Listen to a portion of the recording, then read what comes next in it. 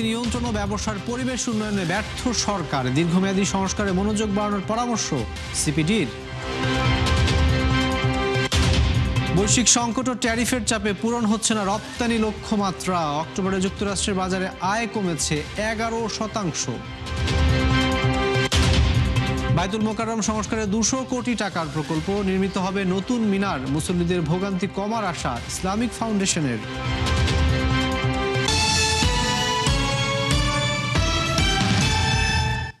স্বাগত ৭১ বিজনেসের সাথে আছি আমি রাকিব আল জাবেদ। শুনছিলেন শিরোনাম, এবার জানাবো পুরো খবর। অন্তর্বর্তী সরকার 1.5 বছরে আর্থিক খাতে ধস ঠেকানো গেলেও প্রত্যাশা পূরণ হয়নি সরকারি ব্যয় ব্যবস্থাপনা ও মূল্যস্ফীতি নিয়ন্ত্রণে।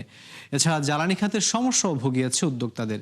সমসাময়িক অর্থনীতি নিয়ে আয়োজিত সিপিডি সেমিনারের বক্তারা বলেছেন যে সংস্কার সুপারিশ বাস্তবায়নে জোর দিতে হবে নির্বাচিত সরকারকে। ভঙ্গুর অর্থনৈতিক বাস্তবতায় ক্ষমতার আসনে বসে অন্তর্বর্তী সরকার। এই 1.5 বছরের সংকট পুরোপুরি কাটানো না গেলেও খানিকটা সারানো গেছে অর্থনৈতিক ক্ষত। সেমিনারে এমন পর্যবেক্ষণ তুলে ধরে সিপিডি জানায়, মূল্যস্ফীতি নিয়ন্ত্রণ ও ব্যবসার পরিবেশ উন্নয়নে আরও সফল হতে পারত নতুন পরিষদ। নির্বাচনী বাঁকে বহুমাত্রিক ঝুঁকি শিরোনামে এই অনুষ্ঠানে বলা হয়, শুধু সুদের হার বাড়িয়ে মূল্যস্ফীতি কমানো যাবে না, নজর দিতে হবে পণ্যের সরবরাহ ও বাজার ব্যবস্থাপনায়। একই সাথে কঠোর হতে হবে মজুতদারির বিরুদ্ধে। এর বাইরে জ্বালানি সংকট, ব্যাংক খাত ও সরকারি ব্যয় ব্যবস্থাপনায় সুশাসন ফেরানো রাজনৈতিক সরকারের বড় চ্যালেঞ্জ বলে জানান বক্তারা। অর্থনৈতিক ব্যবস্থাপনায় একটা সমন্বিত এবং সাহসী সংস্কার কর্মসূচি অপরিহার্য হয়ে পড়েছে। প্রথমত, সরকারি অর্থ ব্যবস্থায় শৃঙ্খলা ফেরানো এখন সবচেয়ে বড় অগ্রাধিকার। এনবিআরের রাজস্ব আদায়ে সন্তোষজনক প্রবৃদ্ধি হলেও লক্ষ্য পূরণে বড় চ্যালেঞ্জ বলে মনে করে সিপিডি। বলা হয়, আয় বাড়াতে দুর্নীতি কমিয়ে সহজ করতে হবে কর ব্যবস্থা। এ সময় ব্যবসার পরিবেশ উন্নয়নে উদ্যোগ নেয়ার কথাও জানায় সংস্থাটি। আরো নির্বাচন হচ্ছে এবং অর্থনৈতিক গতি কিছুটা মন্থরও রয়েছে, সেই জন্য এই বাড়তি লক্ষ্যমাত্রাটা অর্জন কিভাবে সম্ভব এবং এই লক্ষ্যমাত্রাটা দেওয়া বাস্তবসম্মত কিনা সেখানে একটা প্রশ্ন রয়ে যায়। জ্বালানি খাতের সংকট তুলে ধরে সেমিনারে এলএনজি আমদানি কমানোর উপর জোর দেয় সিপিডি। বক্তারা বলেন, নতুন কূপ খননের মাধ্যমে নিশ্চিত করতে হবে সার্বিক নিরাপত্তা। এছাড়া বিদেশি ঋণ ব্যবহারে সতর্ক হওয়ার কথাও বলেন তারা। দেশি এবং বিদেশি ঋণের সুদের পরিষেবা এটা চলে এসেছে নাম্বার 2-তে। সো এটা থেকেও বোঝা যায় যে একটা ঋণ ফাঁদের দিকে আমরা পড়ে যেতে পারি। অর্থনৈতিক সংকট মোকাবেলায় রাজনৈতিক সরকারকে উপযোগী সিদ্ধান্ত নেওয়ার পরামর্শ দেওয়া হয় সেমিনারে। মিডল ইনকাম ট্র্যাপে পড়ে যায়।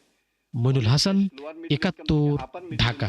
জিনিসপত্রের দাম বৃদ্ধির হার বা মূল্যস্ফীতি সহনীয় পর্যায়ে আছে, তবে সুদ হার কমানোর পরিস্থিতি এখনও তৈরি হয়নি।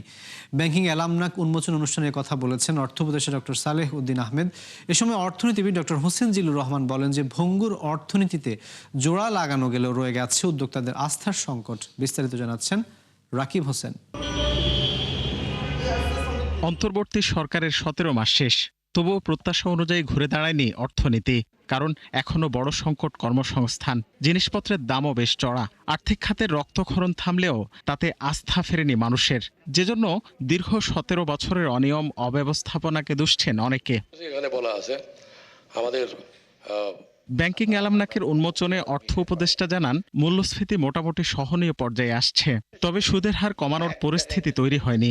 ইনফ্লেশনটা খুব সেন্সিটিভ জিনিস, কিন্তু ইনফ্লেশন কিন্তু শুধু monetary policy, bank rate, policy rate বাড়িয়ে কন্ট্রোল করা যায় না, আর সাপ্লাই দিয়ে অনেক সময় কন্ট্রোল। আমি সেজন্য সবসময় বলি inflation is a political dimension. আমরা চেষ্টা করেছি, মোটামুটি সহনীয় আসছে আর কি। Main and only concern has to be the speed of progress. মোটামুটি চলছে, বহু দেশ আছে। Speed is the key policy concern.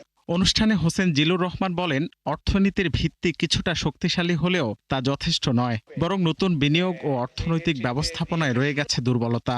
এর পেছনের যুক্তিতে অর্থ উপদেষ্টা বলেন, ব্যক্তি কিংবা নির্দিষ্ট গোষ্ঠীর স্বার্থের চাপে অনেক ক্ষেত্রে এগোতে পারেনি সরকার। এন্টারপ্রেনিউর একটা বৃহৎ সংজ্ঞা, সেখানে কনফিডেন্স লেভেলকে ইমপ্রুভ করার যথেষ্ট কাজ রয়ে গেছে এবং ভবিষ্যতে থাকবে। পার্টিকুলারলি আমার মনে হচ্ছে এখন যে একটা ট্রানজিশন হবে, ইলেক্টেড গভর্নমেন্ট আসার বিষয় আছে, এই মুহূর্তে এগুলো তাদেরও সজাগ হওয়ার একটা বিষয় আছে। পলিসি নেওয়াটা নট ভেরি ইজি। আর পপুলিস্ট পলিসি নেওয়া যায় না, আর পপুলার ডিমান্ডেও পলিসি নেওয়া যায় না। সবাই আমি আমরা কেউ বলে না, কিন্তু আমি করলে তো হবে না, এবং পলিসি তো আমির উপর হবে না। বাংলাদেশ ব্যাংকের অর্থায়নে সপ্তমবারের মতো প্রকাশিত হলো ব্যাংকিং অ্যালামনাক, যেখানে রয়েছে ব্যাংক খাতের সব ধরনের তথ্য উপাত্ত। রাকিব হোসেন, ৭১, ঢাকা। শৃঙ্খলা ফেরাতে নতুন ইসলামী ব্যাংকিং আইন প্রণয়ন করা হচ্ছে বলে জানিয়েছেন বাংলাদেশ ব্যাংকের governor doctor Ahsan H Mansur. এরই মধ্যে খসড়া চূড়ান্ত হওয়ার কথাও জানান তিনি। শনিবার আন্তর্জাতিক ইসলামিক ফাইন্যান্স ও ব্যাংকিং সম্মেলনে তিনি বলেছেন, পুনর্গঠনের অংশ হিসেবে সরকারি ও বেসরকারি খাতে ইসলামী বন্ড বা সুকুক চালু করা হবে। বিস্তারিত জানাচ্ছেন আব্দুল জাহের আনাস। হালাল মুনাফা ও নিরাপত্তার বিচারে ইসলামী ব্যাংকিং গ্রাহকদের কাছে জনপ্রিয় হলেও সে আস্থা ধরে রাখতে পারেনি প্রতিষ্ঠানগুলো। বরং সর্বোচ্চ খেলাপি ঋণ, নিয়ম ভাঙা কিংবা ক্ষমতার অপপ্রয়োগে বড় উদাহরণ হয়ে উঠেছিল বহু শরিয়া ভিত্তিক ব্যাংক, যে কারণে একীভূত করার মতো সিদ্ধান্ত নিতে হয়েছে নিয়ন্ত্রক সংস্থাকে। আন্তর্জাতিক ব্যাংকিং সম্মেলনে গভর্নর বলেন, কিছু প্রতিষ্ঠানের বোর্ড বদলেও এসেছে ইতিবাচক পরিবর্তন। বিশেষ করে ইসলামী ব্যাংকের উদাহরণ টেনে বলেন, সরকার পরিবর্তনের প্রথম বছরেই ২৪ থেকে ২৫ হাজার কোটি টাকার নতুন আমানত সংগ্রহ করেছে তারা। So Islamic Bank, for example, last year collected deposits, highest deposit again. They have mobilized more than 24-25,000 crore taka in the very first year. Governor জানান, ইসলামী ব্যাংকিং ব্যবস্থা শৃঙ্খলার মধ্যে আনতে প্রণয়ন করা হচ্ছে নতুন আইন। এ কাজে সহায়তা দিচ্ছে ইসলামী ডেভেলপমেন্ট ব্যাংক। এছাড়া তারুল্য ব্যবস্থাপনায় ইসলামী মানি মার্কেট ও সুকুক বন্ড চালুর উপরও জোর দেন তিনি। Islamic banking has been initiated in Bangladesh, but we don't have a Islamic banking law. So we are drafting a new law. সম্মেলনে অন্য বক্তারা বলেন, জলবায়ু পরিবর্তন ও সামাজিক দায়বদ্ধতার চ্যালেঞ্জ মোকাবেলায় ইসলামী বিনিয়োগ কাঠামোর সঙ্গে ইএসজি সূচকের সমন্বয় জরুরি। এছাড়া নৈতিকতা, স্বচ্ছতা, সুশাসন নিশ্চিতের কথাও বলেন তারা। আব্দুল জাহের আনাস, ৭১, ঢাকা। ট্রাম্প ট্যারিফের ধাক্কা, বিশ্ব অর্থনীতির মন্দা ও মধ্যপ্রাচ্যের ভিসা বন্ধের প্রভাব পড়েছে রপ্তানি আয়ে, যে কারণে অর্থবছরের প্রথম ৬ মাসে বেশ পিছিয়ে পড়েছেন উদ্যোক্তারা।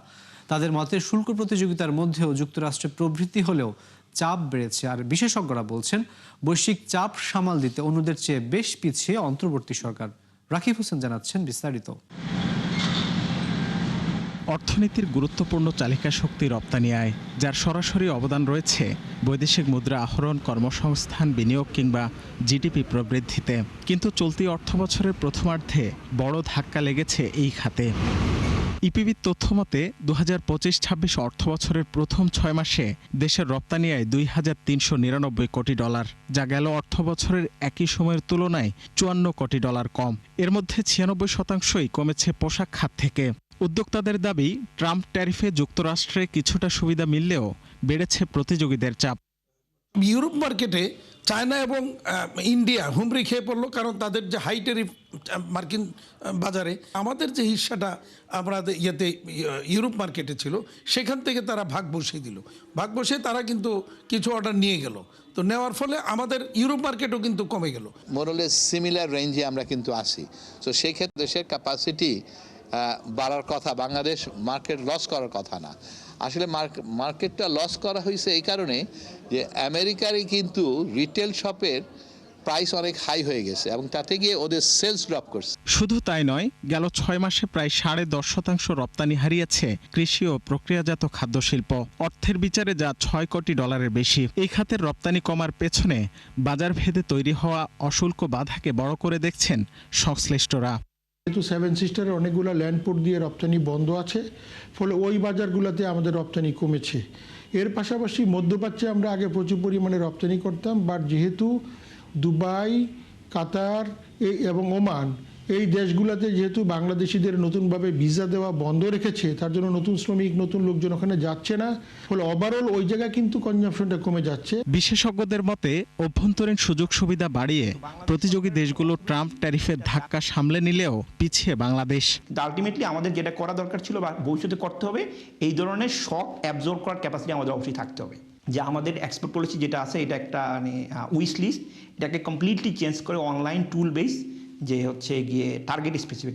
বেসরকারি খাতে যে ঋণ প্রবাহ তো কমে গেছে, তারা উৎপাদন কর্মকাণ্ডে তারা এখন এই বর্তমান পরিস্থিতিতে খুবটা আগ্রহ বোধ করছেন না। চলতি অর্থবছরে নির্ধারিত লক্ষ্যমাত্রা অর্জনে আগামী জুন মাসের মধ্যে ৩,২০০ কোটি ডলারের পণ্য রপ্তানি করতে হবে।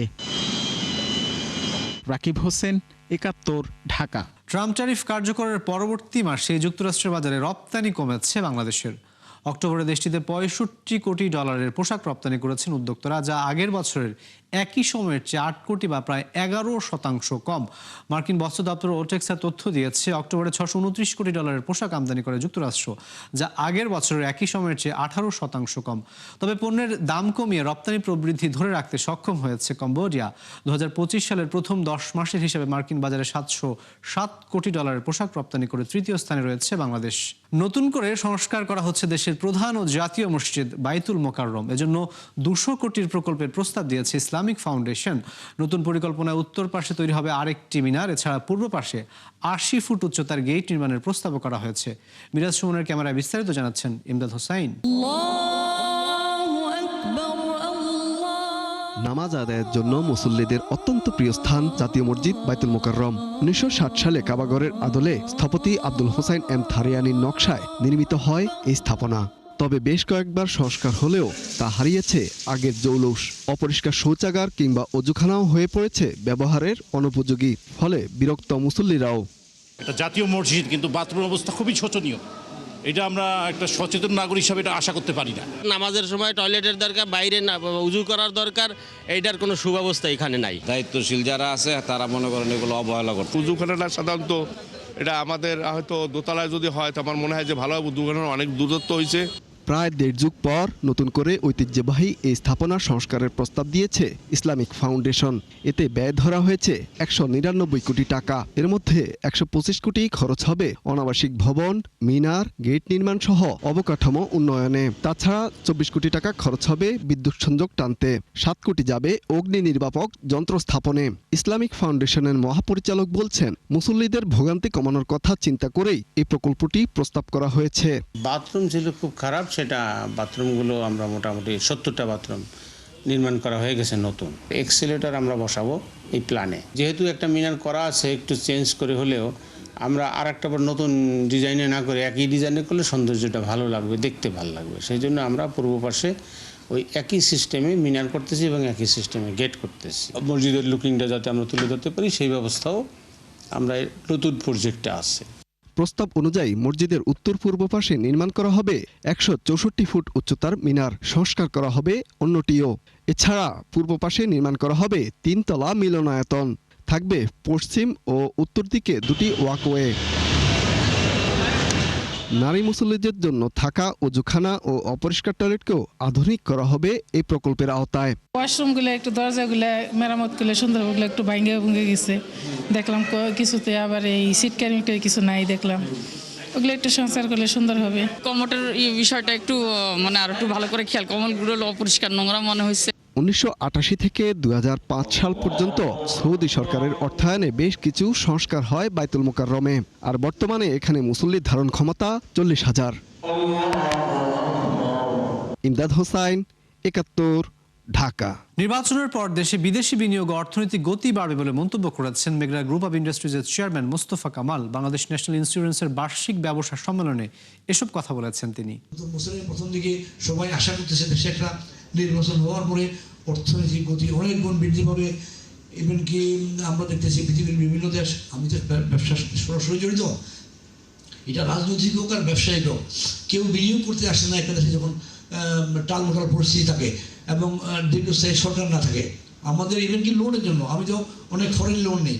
ইভেন চায়না গত ১.৫ বছর সত্যি কথা বলতে কি তাদের সরকারি একটা লোন স্যাংশন হয়ে গেছে, তারা খালি দেখতেছি লাস্টেবল আপনার ইলেকশন, আপনার নিউ গভর্নমেন্ট। দর্শক, এই ছিল ৭১ বিজনেসের এখনকার আয়োজন। এতক্ষণ যারা সাথে ছিলেন সবাইকে ধন্যবাদ।